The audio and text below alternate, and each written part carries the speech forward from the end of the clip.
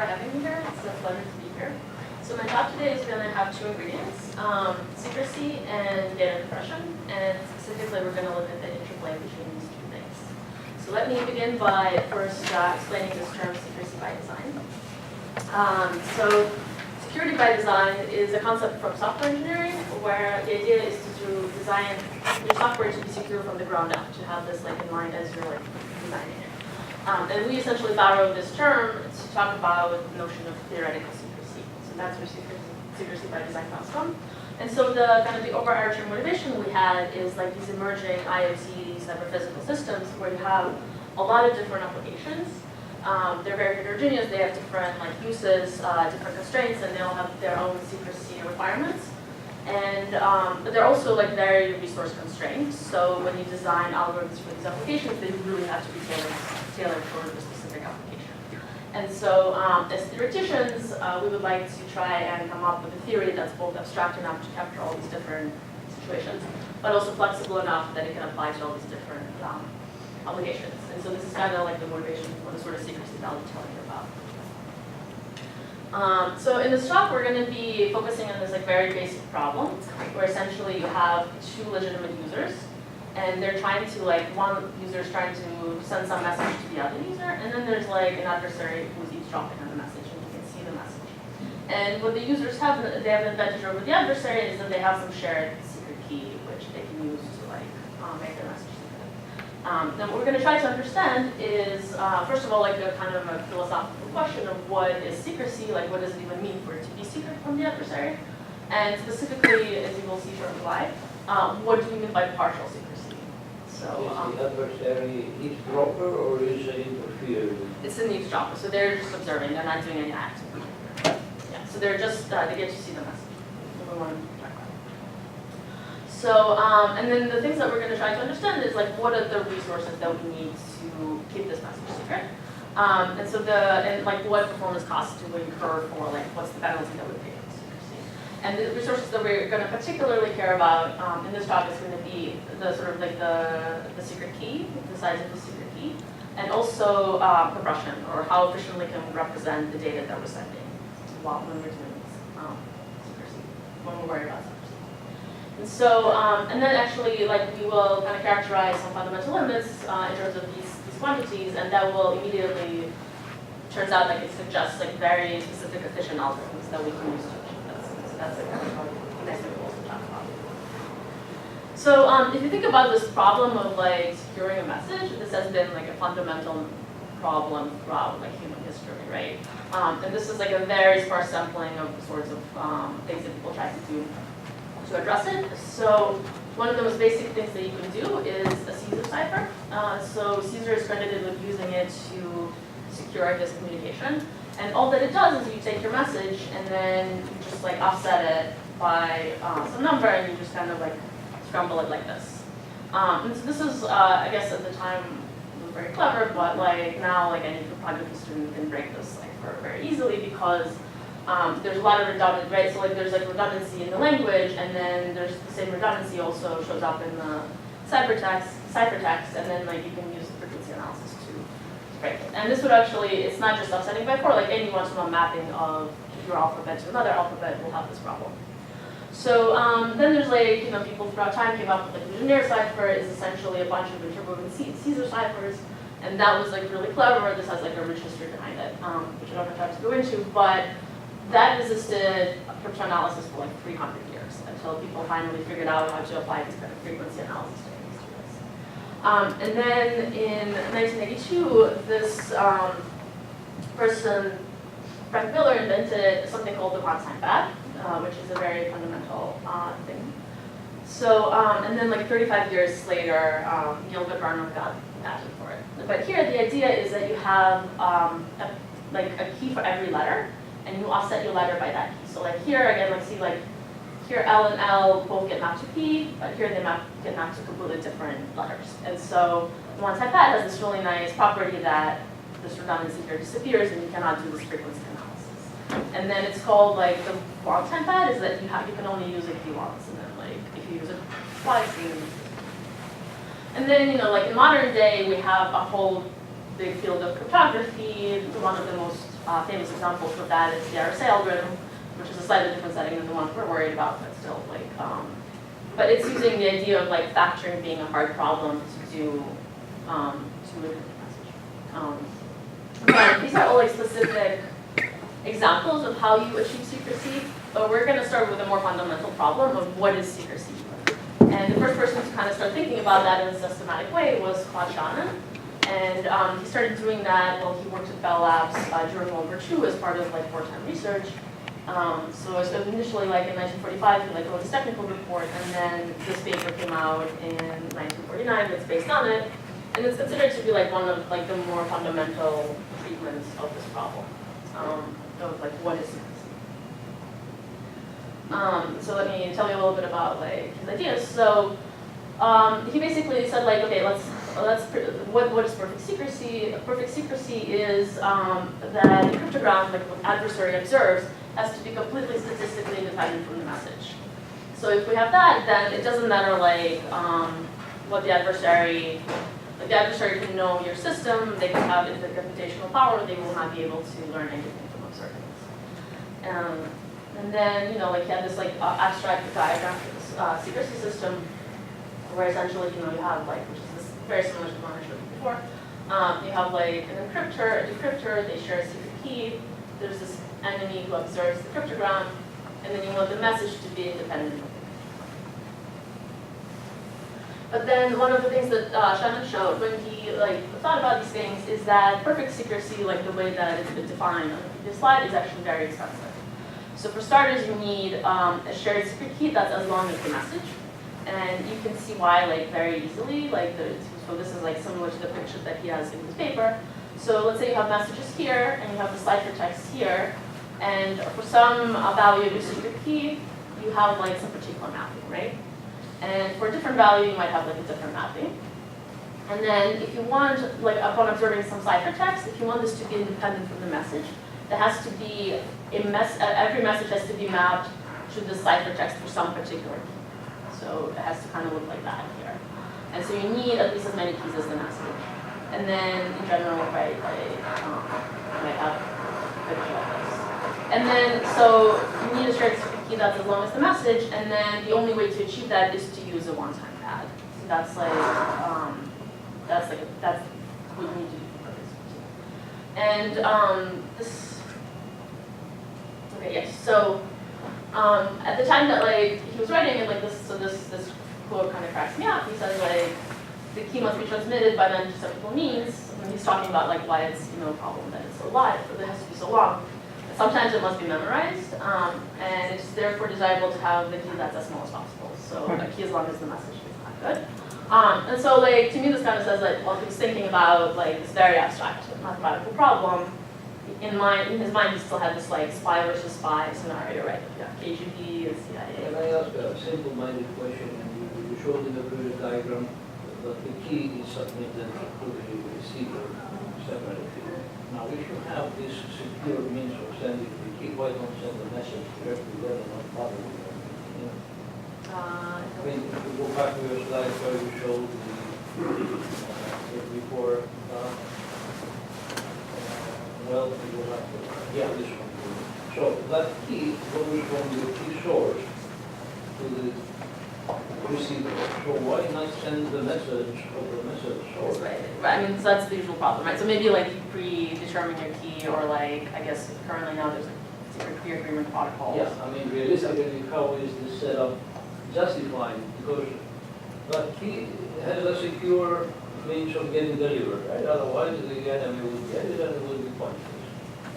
So yes. Why not send a message? That's exactly the issue, right? If they're as long as the message, then it's yeah. You might as well. But I mean, you could come up with a situation where maybe you agree beforehand on the secret key, and then the message, means something. But and I guess in current systems, you have protocols for establishing the secret keys. So that's another separate problem of how to do it. So we're going to assume you have some budget of a secret key, and we just want to use it as efficiently as we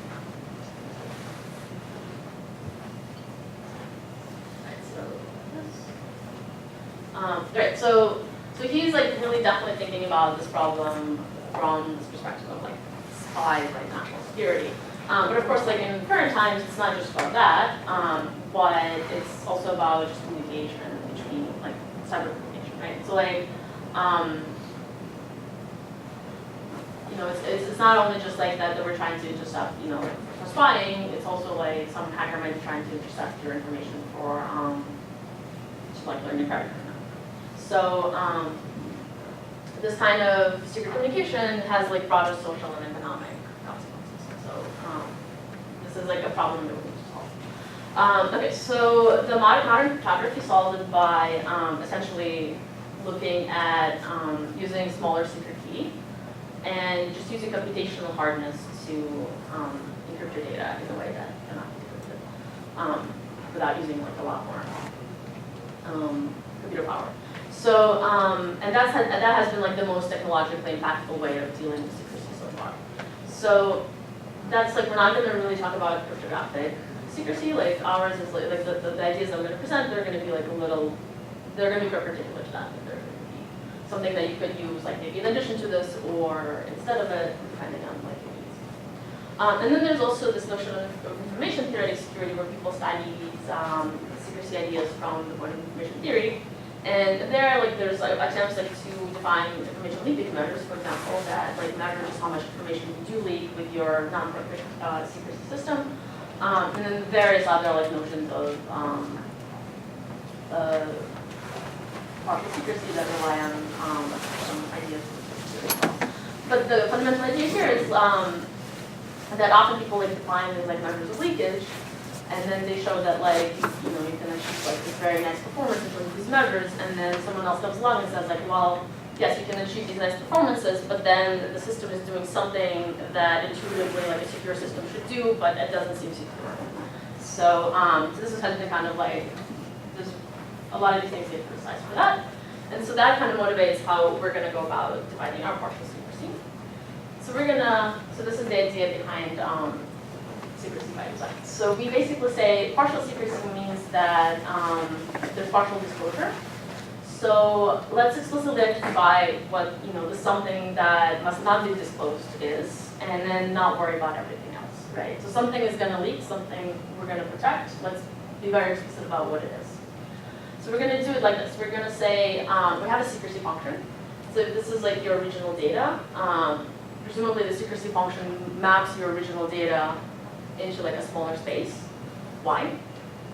And then we're going to say, we have a partial secrecy constraint that says that, so this is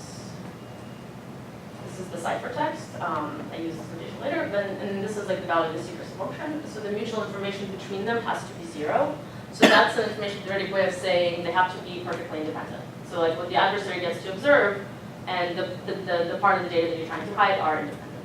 So if you compare that to what Sennur proposed, this is saying that the ciphertext and the all of data have to be independent. So the difference here is that we just use this function.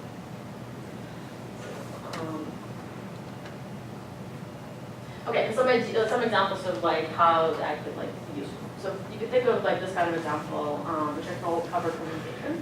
So suppose like the sender has like with some probability they're silent, they have nothing to say, and with some probability they have one of like let's say like 7 messages here that they want to send, right? And what you actually want to hide from the adversary is not like the specific message that you're sending, but whether you're silent or you're sending a message, right? So in this case, you would have that the space of messages that you might be sending are all of these plus the silent one, but the space of possible like function values are just like you're sending a message or you're silent. And so you're just trying to protect this part, which is much smaller than this.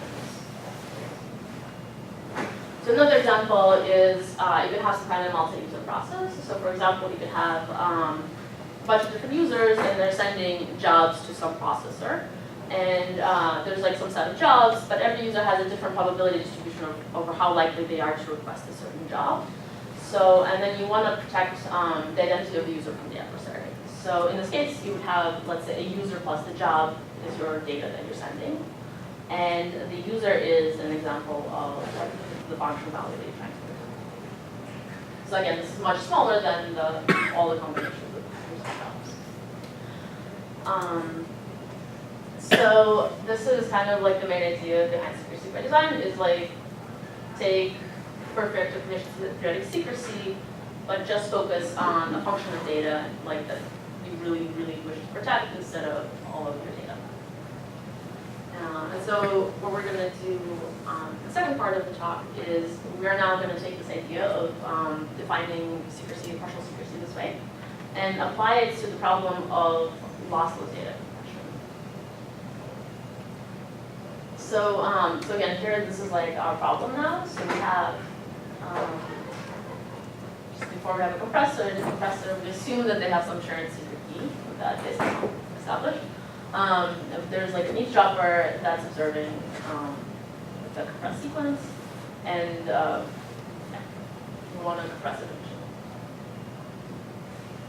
So, and then our contributions here are going to be, we're going to characterize the secret key size and the compression rates that we need to do this securely. And then we're going to show that there are fundamental limits to this problem, and they're going to be achieved by something called two-part code, which is like a very nice modular strategy that lets us reuse well-known algorithms. And then we'll also use techniques from non-asymptotic data compression theory called the information spectrum methods, and those will turn out to be like a very nice set of tools for this problem, and I'll try to tell you a little bit about these tools and like how we show these theoretical characters as well. Okay, so back to this picture. So, all right, so here we're going to consider, again, we have our data, x, and we're like compressing it with a variable length scheme, and then like we construct it here. And since we're kind of looking at it from a theoretical perspective, we're just gonna take this model here. We're gonna assume that x is like some arbitrary finite space, but like arbitrary. And just kind of like try to understand this. So like, it's like we're looking at it from a single chart perspective. So at the beginning of time, x is gonna output some realization, we're gonna compress it, we're gonna reconstruct it. But then in reality, like if you actually had x, outputting a bunch of different realizations, we can take our value of x here to be like n of those realizations. So this really applies to a much broader set of instances. But this is like very simple to look at. And so, okay, so we can study variable length compression. We could also study something called fixed length compression, where we say that like when we compress x, we restrict the output of our compressor to be just like n bits. In this case, we have to have like a probability of error. So it could be the case that like x is going to be like some realization of x is going to be uncompressible with n bits. This is like another paradigm. Like there's like a parallel story there. So I will mostly focus on this talk on variable length compression. But if you're interested, you can ask afterwards. I can tell you the story there.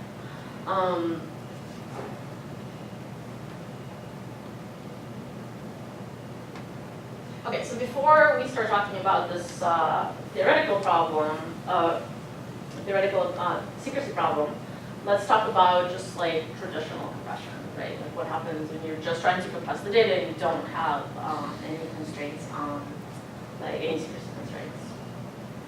So in compression theory, variable, like usually when we talk about variable length compression, so this is like the picture, like we have our source which is modeled by like a random variable, and it outputs like something, and then you represent that with a variable sequence of bits, and then as you compress it, tries to reconstruct the source, and you have to do this losslessly. And the way that we usually achieve this is by, if like a realization of x is very likely, we try to represent it with a short sequence of bits. And if it's very unlikely, then we give it a longer sequence of bits, and then on average, you actually can take advantage of the redundancy of the source, and on average, you compress the data. And you actually know exactly, like when we're trying to construct these codes, what the number of, like, we have a really good idea of like how long these, how many bits you need to represent each realization of our source. And that is given by something called the information of this realization. So if like x is like a realization of this random variable, then for good code, how many like the number of bits that you need has to be roughly this quantity. So then if it's very likely, then if little x is like a very likely realization of x, this quantity is going to be small, right? And then if it's like very unlikely, then it's going to be large. And then, a fundamental result in theory of compression is that the smallest rate of lossless compression that you achieve is something called entropy, which is just the expectation of this random variable. And then if we were studying these codes and we were interested in the average length that we can of compression for x, we can represent that like as this, so that we can represent it as this fundamental limit. Like this is like the smallest average length achievable by a compressor. And then the entropy is going to be the lower bound for this. Yeah, so this is called the average length. This is the best achievable one. So, okay, so then we can actually study even more refined quantities and get like tighter bounds on the distribution of these codes. And so, for example, here we can study something called the access length. So, like, we have some code, right, and we want to like learn, like, it's a variable length code, so it outputs variable number of bits, and we want to know what's the probability that we exceed a certain length, right? And we want to like learn like the smallest, we want to understand like how like the best codes behave, like in terms of like this quantity, right? So a very typical like non-finite finite block length or information spectrum theory result would look like this. So again, we have this random variable information which guides the performance of our optimal compressors, like which corresponds to the length of the code. And like this shows that like on average, like this is lower bounded by this quantity, but this is essentially saying that the length of the code has to be roughly like the same as this information up to some fudge parameter tau. And then you can pick the best out and you can do the best out. And this is going to be the kind of tools that we're going to be using to understand our problem.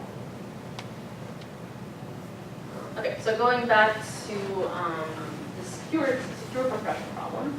So if you actually think about this variable compression from the perspective of variable rate compression, variable length compression, the way that Shannon was thinking about it, where you want perfect secrecy, then this question doesn't make any sense, like in that setting, because if you are trying to completely hide, like it doesn't matter what's happening with your secret key. If you want to completely hide the value of x from the eavesdropper, you cannot do variable length compression because the length of your compressed sequence is going to give away something about the original value here.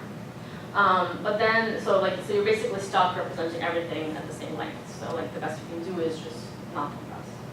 But if we're now back in this like setting of partial secrecy, it actually makes sense again because all we care about now is protecting the function of the data, and so we can actually again do non-trivial variable length compressions. Okay, and then in the setting.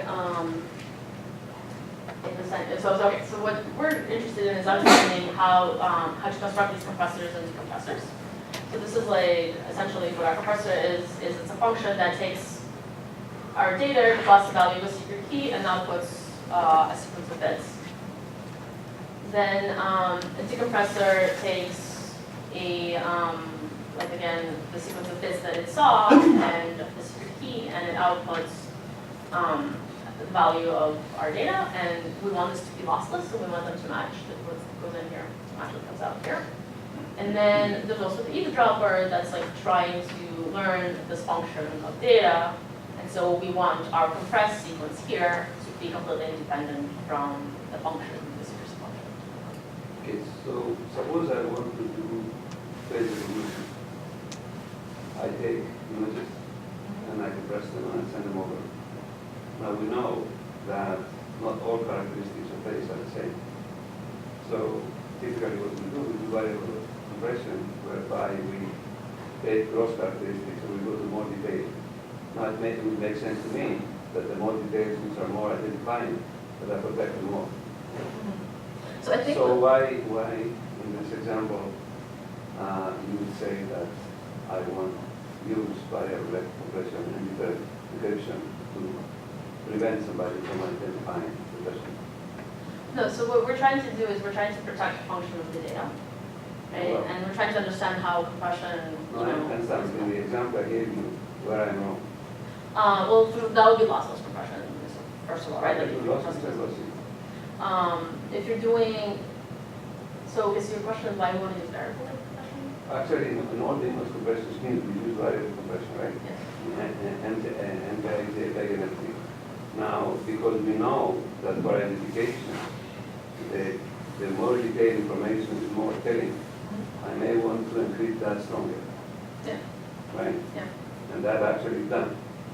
So is that in violation of what you're saying or not? I think this is like an example of what I'm saying, right? Like it's something you might want to do. We're just developing a formal theory for that, like telling you like what the fundamental limits of that compression would be. So if you say like I really want to like protect this specific feature in a way that's like perfect, like. But the function I want to prevent is the classification, right? So it's a good example. Yeah, so that's a good example. I think that's a very good example of what I'm saying. It's just it's going to be a very complicated example. So maybe Chinese function for this. Okay, so this is like the mathematical kind of model that we have. And so now, like compared to the, so we can study the same fundamental limits like average length and axis length, but compared to the sort of vanilla compression, we have like extra parameters now, right? So we have, this is our source x like before, but we also have this y, which is like exactly the function that we're trying to protect. So that's going to affect our fundamental limits. And then we have the size of the secret key. Okay, and that's also going to affect the fundamental limits. And so now we're going to try to understand these quantities in terms of these parameters. So, okay, so one of the first results that we can show is that the average length of these compressors has to satisfy this bound. So there's actually two lower bounds in here. And first, it has to be greater than the logarithm of the space of the function, the space on which the function lives. And then it also has to be greater than this function here. And so, like, okay, and then in general, the secret key size has to be larger than the space of the function. And if it's actually less, then you cannot construct, like, you cannot make these secret securities. You cannot construct secret compressors. So, okay, so where this lower bound comes from, this is essentially like Shannon, right? This is exactly that picture that I showed you before, where it's saying that like you just cannot compress that the part of the data that you're trying to protect, right? And then the second lower bound, that has to do with the secrecy by design constraint, like with this constraint that the function of the data has to be protected. And so these are like fairly straightforward to show. And then we can also now say like, okay, now suppose like in our secrecy problem, what we care about is really like keeping the secret key size as small as possible, right? So we're gonna now think about a regime where k equals the size of y. And so now we can show that the smallest compression rate is related to this quantity, which is essentially the sum of these two terms here. And so,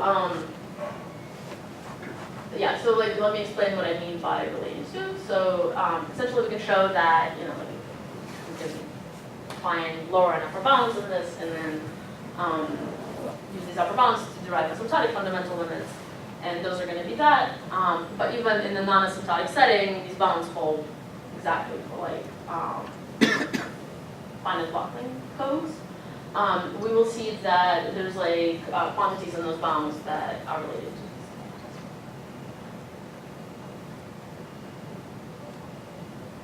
So okay, so this is like sort of more refined results that we can show. So when our secret key is the same size as the function value, we can show the following lower bound on our probability of access type in the So in this lower bound here, it's actually very much like this vanilla traditional compression lower bound I showed you a couple slides ago. It has the same structure, just like a little more complicated looking. But essentially, we have this term here shows up here, and this is like a penalty on your overall length that you're using. And then this here shows up here. So this conditional information, if you take its expectation, you'll get essentially this conditional entropy. And then, you know, we're taking the max over all our function values and right here. And so, right, so you can see how like sort of these fundamental limits already show up. But we can also show the corresponding upper bound. So like this is a result that says like you cannot do better than this. Like this is just like fundamental limit. And then this says that you can actually do as well as this.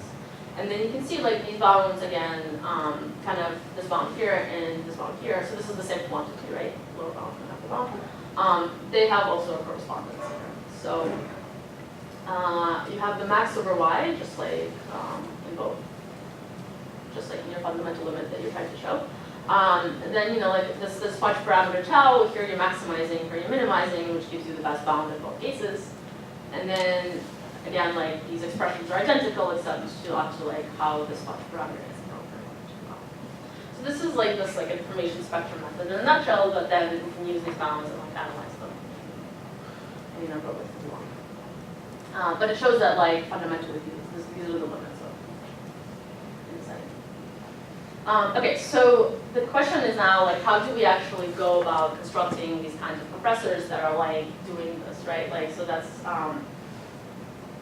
and it turns out that you can do this with something called a two-part code. So and like because like so we can essentially do this construction and then analyze it mathematically and get these bounds, and then show that there's corresponding lower bounds, and that kind of motivates that this is like an efficient, this is a good function. So let me describe the construction. It's really straightforward. So suppose you start with some data that you want, and you have some function of it that you want to protect. So what you do is you decompose it into two parts. There's y, which is that value of that function that you're trying to protect. And then there's this leftover z that reconciles everything else you don't know about it. And then you want this decomposition, you want this to have two properties. So first you want to be able to reconstruct x exactly. And then you also want the z to be independent from y, because you don't want z to be leaking any information about y. And then once you have this decomposition, then you can actually use existing strategies immediately to get a secure ciphertext. And like here, you just use a one-time pad. But again, the key is going to be much, much smaller than if you were trying to protect the whole message. And here you can use any existing compression strategy to compress Z by itself. And then, there's very rich and well-developed theory of lossless compression where we know very good strategies for doing that. So we can just pick our favorite. And then, like the resulting ciphertext is going to be, it's going to have exactly the property that you want. It's going to protect this function of the data, and then you'll be able, like, and then the legitimate user that knows the key will be able to reconstruct it. So the Z you don't protect, you just compress. Exactly, yes. So go back to the previous example. Suppose you had two subsets of what we call Y, and they have different significance. Now I want to have variable coding and variable protection. So, okay, so Y is the stuff that you want to protect, right? So we Yeah, want to just basically I'm trying to say that, okay, in current problems, you cannot make the assumption that all the bits are equal value, right? So some of them carry more information than others in the text, especially if you tie them to something else other than compression. So if you want to compress classification or compress whatever, okay? So then it makes a lot of sense to have variable coding, variable compression, and variable protection, which means the key is using all the different lengths, for instance. yeah, so you could, so, okay, so this variable example that you The question I have is, can you subsume in this theory? yes. So you can basically say like we have this much secret key, and we have like these bits like they're really important, right? So we're just going to use the secret key for these important bits, and we're going to define our function to be the function that has those bits, and then this theory would like approach, address that. In other words, you can make this even in several levels, not just the two short here. So you can pick. So like the idea here is you start with that like with an explicit function that you as an engineer define. The And function then- in my case would be the importance I give to different parts of the bits, right? I Yes. say this part of the bits is extremely important for me, it's less important than important. And I want to reconstruct it therefore with different secrets. Yeah. So, but here, like, but here you have to kind of decide, like, exactly what the bits that you want to protect are and which are not, right? So you'll say, like, maybe you have, like, a bunch of different levels. You'll say, like, up to this level, I'm going to protect them. And everything beyond that, I don't want to protect, right? And so our theory then just tells you how to do that and, like, the price for it. And so, like, one of the prices is, like, that's how much secret key you need to use if you want to protect it perfectly. So then maybe that can also give you guidance to how to pick this stuff out, right? But yeah, That's like, better than just protecting everything. everything at once, because then you don't know what you're leaking on. Thanks. So yeah, that's a good example. So is there a graph of some kind that shows how much better it is? then how much better it is than. So we're proposing a technique that's alternate to compressing everything equally and protecting everything equally. Can we depict that in some kind of a graph as to how much we gain from using differential protection and differential compression? Well, so the graph is, okay, so how much we gain is that like the secret, so I don't have any plots, I've been trying to figure out the best way to plot it. But how much we gain is like pretty clear, right? Like, so if you just try to, so to kind of answer your question, like if you want to just protect all of this data, right, you need a huge secret key. And I'm saying that you can actually pick like a much smaller secret key and then get strong guarantees. And then in terms of like, how much is it better in terms of secrecy, that's more of like a philosophical question, I think, right? Because like I'm saying like, well, we know then like the stuff that we protected is protected, right? Like that's like a pretty like clear notion of secrecy. Versus if you do some other algorithm that does something where it like mixes it all together, you don't, it's maybe not as clear as exactly what you're guaranteeing. So that's like a question of right. Okay. So that first splitting of the message was basically dealing with what we were just talking about, that why is the important stuff that we want to compress with the secret key, and the rest of it is we care less about the secrecy. Just going to compress it straight. Yes. Yeah, so the key here is like we're just going to take it, we're going to take our message, we're going to operationally define like what the y is, and then we're going to split it into pieces. And then, okay, so let's talk about this a little more. So so this you can kind of look at the strategy and match it up with this fundamental limit of secure compression that we have. And you can see how like this is the part, the y that we're protecting, shows up here. This is the z that we're compressing straight without worrying about secrecy, and that shows up here. And I'm going to tell you like how this comes about shortly. But then if you go back to traditional compression, you can essentially fundamental limit of traditional compression is just entropy. And when y is exactly a function of x, you can write it like this. And then you can kind of match it up and see exactly where you're like paying the penalty for the secrecy in terms of like how efficiently you represent your data. And the penalty is going to be here, this h of y, log of size of y is like the highest that h of y can be. So in reality, like for this could be much smaller, but you have to blow it out to this. And then here we take the average conditional entropy versus like a maximum. So again, you can kind of see like you're paying a penalty and what the penalty is. What is the penalty? The penalty, you can see it with these two terms, right? So like here, like in normal compression, maybe you can compress y, like your space that you're trying to protect. But here you kind of compress it. And then the leftover stuff, here you have an average case behavior, and here you have worst case behavior. So it could be, the penalty could be nothing, or it could be very drastic, depending on how they interact.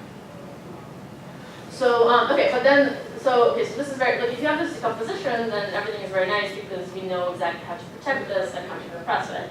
But the difficult question is actually, how do you do this decomposition? How do you do this efficiently? Like, is it even possible to do such decomposition, and how do you do it efficiently? And so it turns out that it is possible, and yeah, you can do it. But you So what are you going to use to make it? so you need to have some local randomness at your encoder, but then you can come up with algorithms that do that. So no, I'm thinking about what's the fundamental idea that you will help me do this simple example, separate the y's from the z's, the fact you give it is anything. What do I do to figure out which bits? Do I need to know them a priori, or I find them by analyzing the thinking? So okay, so you have your function y, right? So that right? Like you compute it, given the data, and then you want to represent the rest of your axis is z, and you want to do that like in a way that makes it dependent. And so for that, there's algorithms that do that. This is a contribution that I'm going to try right now. So let me show you a couple more slides, and you still have this question.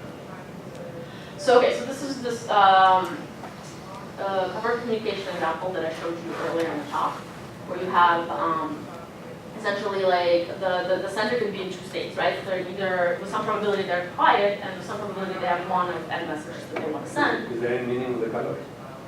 Yes, the meaning is this is like so it's conditioned on the fact that you're sending a message.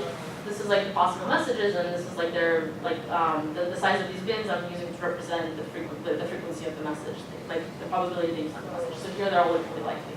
So you have like 7 messages and they're all equally likely. And then there's the state where the sender is silent, and so like then there's only one message, which is I'm silent, I have nothing to say. And so like that's represented by this icon. So okay, so in this problem, right, like if you want to protect whether the sender is silent or if they're communicating, the only thing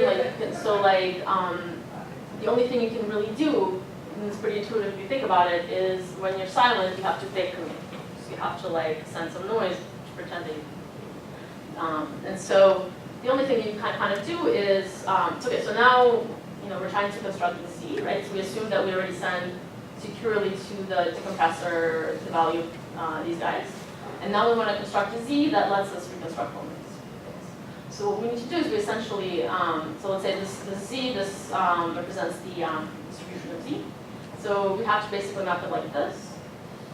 And so now the Z, like in this simple example, would have as the same alphabet size as your data given that you're sending a message. And then, again, these beans would correspond to the probability of each element in Z, and they're going to be equal probable.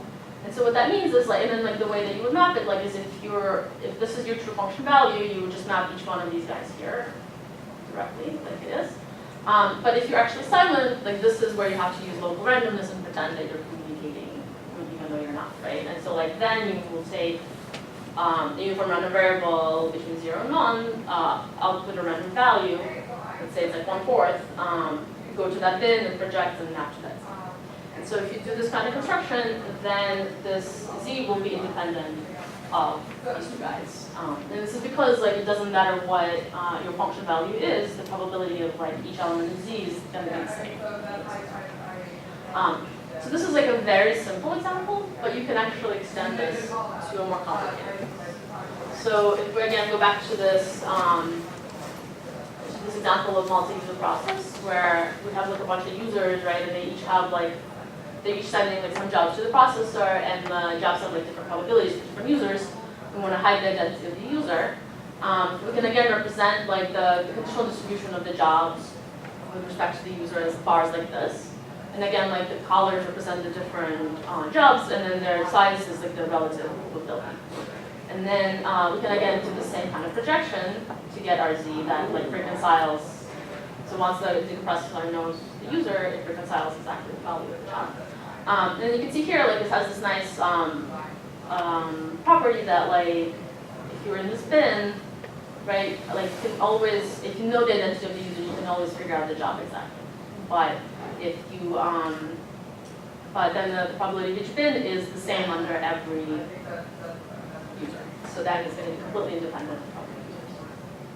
And again, here, let's say we wanted to, so this is our realization, it's this user and this message. So the way we would construct the Z now is we would take a uniform random variable from 2/3 to 1, output a random variable, the value of that. Let's say it'll give us this point, and then we just project here, and this is the Z that we decide. This is something called functional representation lemma. It has been derived a couple of times by people independently here. And so, by doing this, you can kind of get a bound on the alphabet of your Z, and then we can extend these ideas and get actually more finer bounds on the entropy of the Z, which then tells us more about fundamental compression limits, which is how we get the bound that I showed you. Okay. So also, it turns out that so this two-part coding strategy that I told you about has this very nice property, which it kind of helps you to secure, protect, do secure inference. So consider the following example. So suppose you have a Bernoulli key process, right? So you have a bunch of bits, and they have some bias p. And now what you want to protect is an empirical mean of this process. So you want to protect, you don't want the adversary to know what the average number of ones that came up is. Okay? So then we can apply these results that we got. We can get non-asymptotic bounds on this this that look kind of complicated. But then, on average, if we analyze this, as that gets larger, this approach is wrong. So what this says is that the average, on average, you need one bit to represent each bit of data. So it's actually saying that you cannot compress, right? Like, so if you're trying to do this kind of, if this is your secrecy requirement, then the best you can do is not compress. So you know, it's kind of a negative result, but then the positive part is that the secret key that you're using is actually now much smaller, right? So like it's only like growing linearly with n, versus if you were trying to protect all of your data, like it would be 2 to the n. So very big difference here. So can I protect it or not? You can, yes. So you can if you have a sufficiently large secret key, but what we show is that it can be much smaller than like a secret key would be. So how does the length of the key vary with the length of the sequence? The length of the key that can do it. It's going to be n plus 1. So if the sequence is n, you need n plus 1. Versus like if you were just trying to do like a one-time pad on all of your data, it would be 2 to the n. So like very big difference. But that's unbreakable. Then all of your data would be unbreakable, but it's like much more secret key, right? If all you care about is like this part of it, then you can get away with it much less. Okay. So yeah, but this tells you also that you do, like, even if you just want to protect this one small function, you already kind of compress, you need at least that much. But then also, there's a very nice property that this two-part code that I told you about has, which is, it actually turns out to be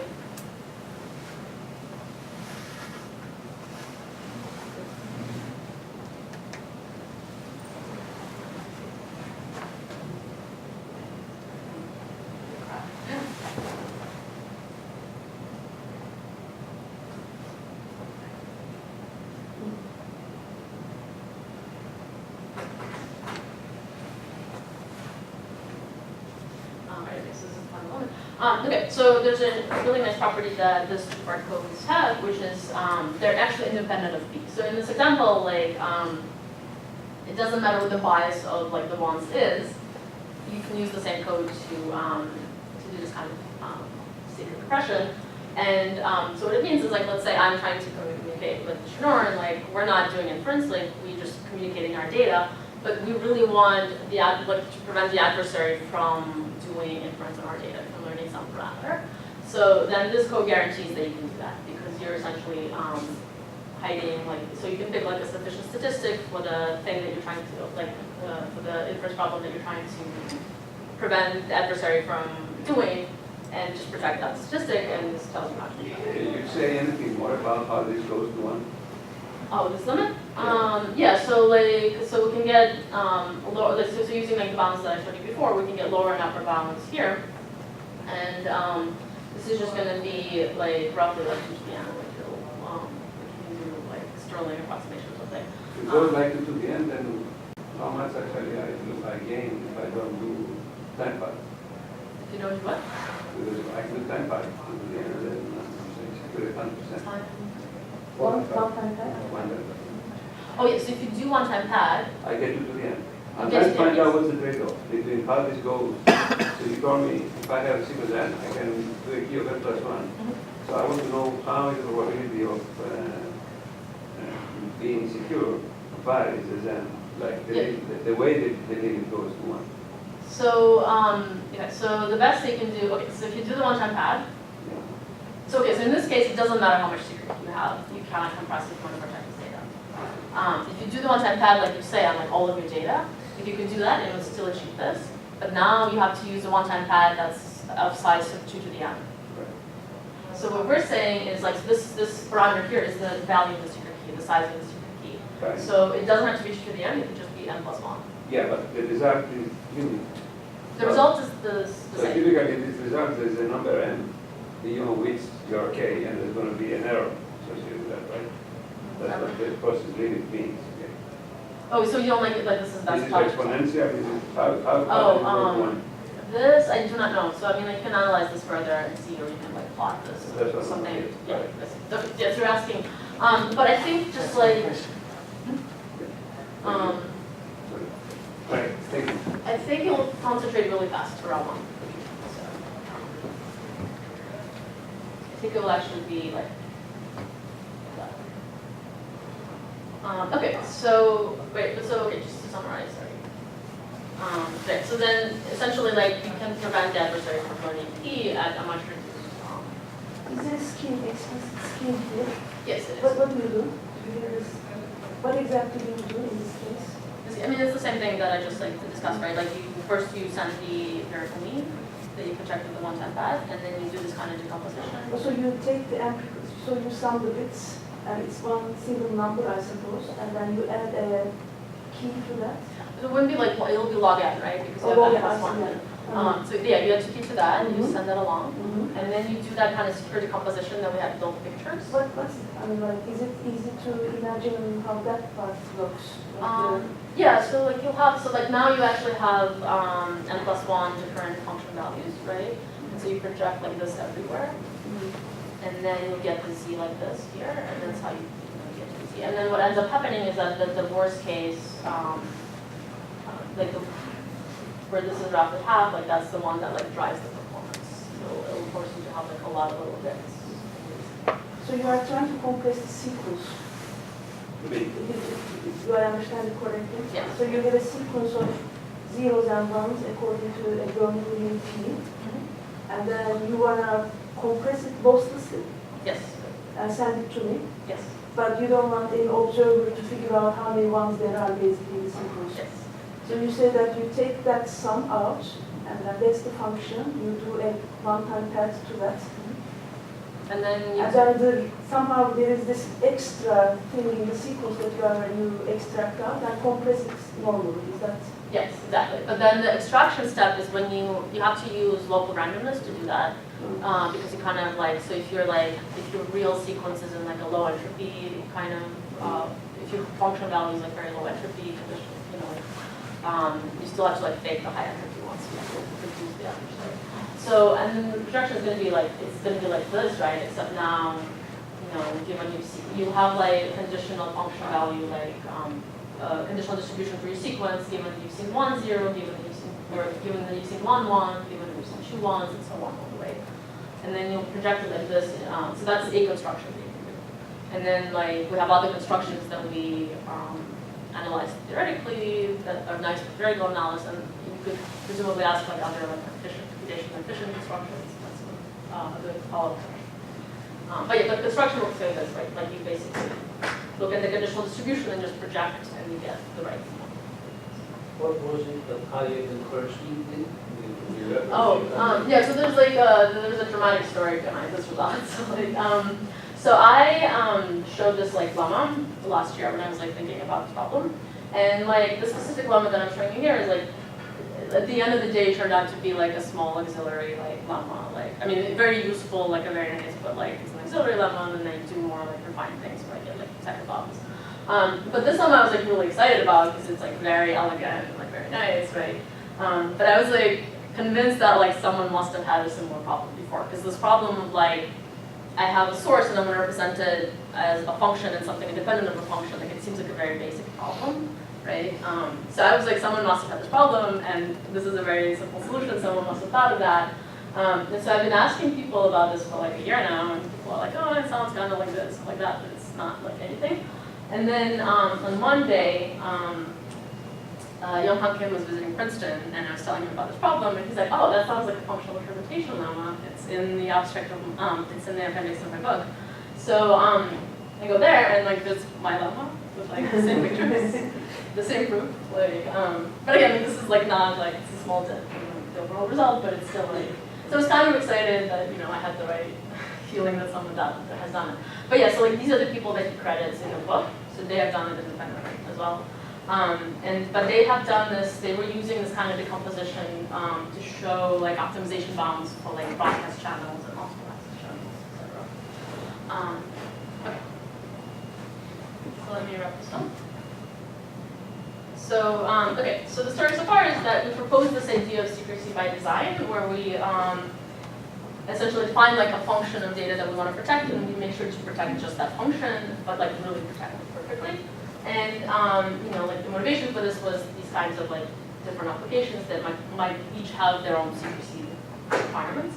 And then we applied it to this problem of lossless compression, and we showed that there's like very non-trivial fundamental limits, and in fact, we actually get algorithmic insights right away, and you can do this, and it does give you some useful trade-offs. There's of course, like many other things we can look at using these ideas.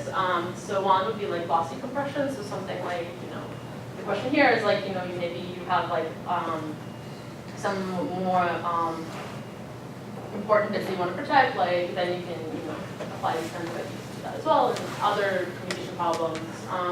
Then, like it has this slow inference interpretation.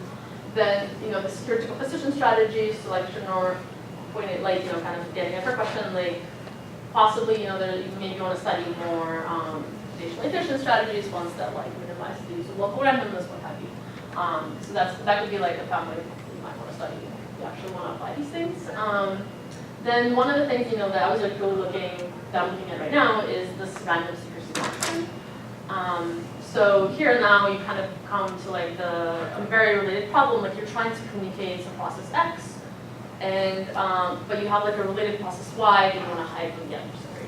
Like how do you do that? And I'll just say like a quick word about that. And